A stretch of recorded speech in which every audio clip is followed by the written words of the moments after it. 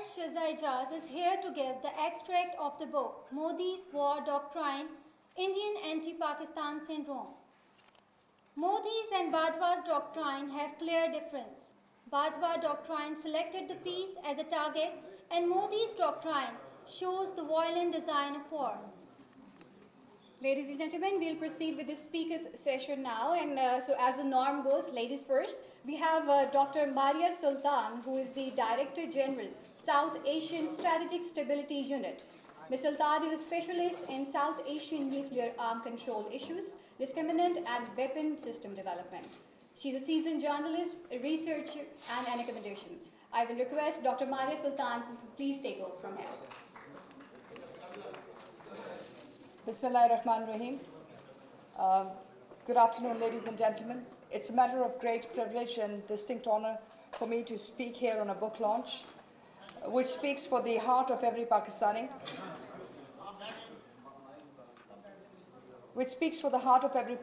When we deal with the issue of India and Pakistan.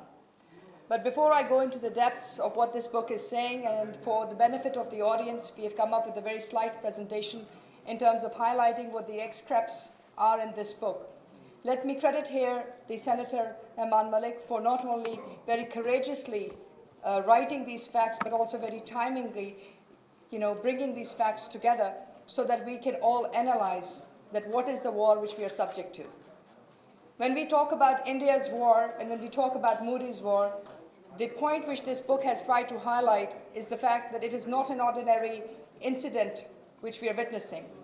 We are looking at a systematic policy of abuse, violence, and now, unfortunately, an incitation of war versus Pakistan, which has been seen in 2019. When we look at this war and we talk about it, this is what we have witnessed as a state. From 1948, 1965, 1971, 1999, and now 2019. These have been all acts of war, longer or shorter wars, nonetheless wars which have been subjected to Pakistan as a result of different governments in India. But what is the ironic fact which Mr. Senator Rehman Malik has highlighted here is that it's not just about one war or the other. It is the reality of it which is creating this impact.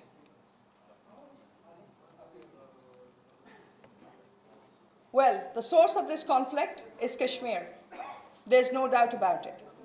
But what's unfortunate is that since 2001, there has been a determined effort by India that it should be seen in the counterterrorism framework, while the reality is that Kashmir is a dispute which has existed for the last 70 years on the United Nations agenda as an unfinished part of partition, but most importantly also a right in which the right of self-determination of the people of Kashmir was to be accepted. So this means, what is it that we are fighting for? We're fighting for Kashmir, are we? Or are we dealing with aggression on a daily basis? At this moment, since 1999, or 1990 if you just look at it, more than 150,000 people have been abused as a result of the atrocities in Kashmir. These are some of the key findings which Mr. Rehman has talked about in his book, but most interestingly, he has gone in great detail to talk about the Indian intelligence role in not only going against Pakistan, but also the rise of the RSS in terms of creating a mood of violence and perpetual war against its neighbor. But not only against its neighbor, but also against the minorities, as well as those people who are left in India without any resource. He has also highlighted in terms of how the Modi government carries forward this role. This is a very interesting insight which this book gives. According to this, in 1965, in 1999, once the 13th general elections were about to happen, we saw the Kargil War. Then in January 2002, we saw the Gujarat violence.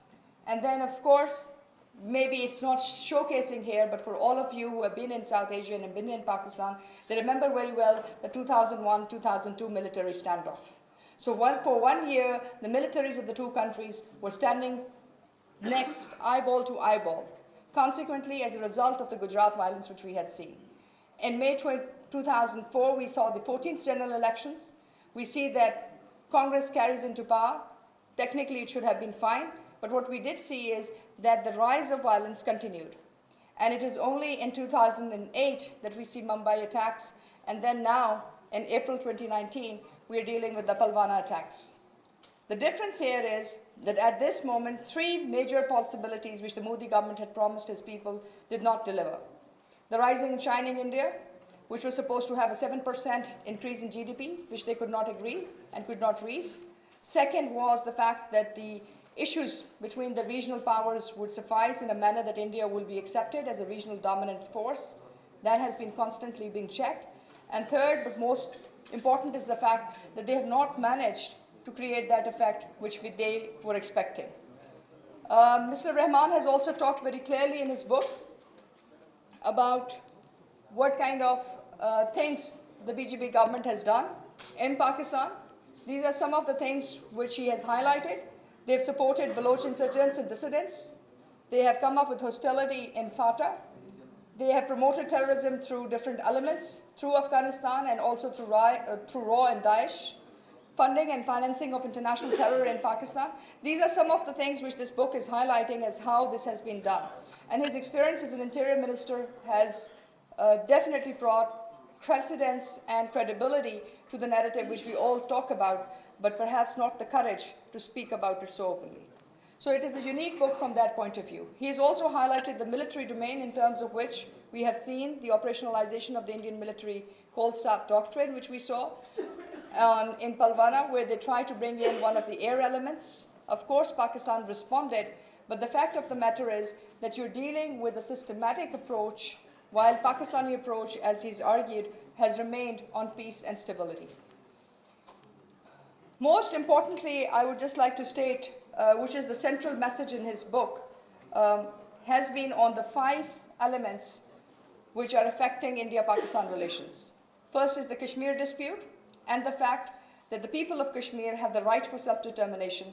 And even if we go for the armed struggle, under United Nations General Assembly's Resolution 3314, it is protected once people do not have the right to life, the right to freedom, and under constant oppression.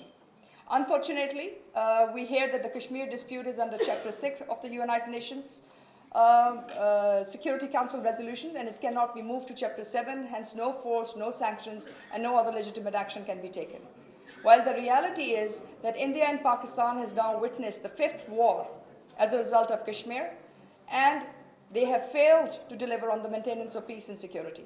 And if it continues, we will request the Senator and also the worthy presence of all these people here that maybe Pakistan needs to move a case that in the United Nations Secretary General, that the Kashmir issue must be moved under Resolution 377A, which says uniting for peace. If the United Nations Security Council has failed to deliver on the basic question of maintenance of peace and security, then perhaps the powers need to be shifted to the United Nations General Assembly so a resolution can come forward which would help to bring peace and negotiations back on this table.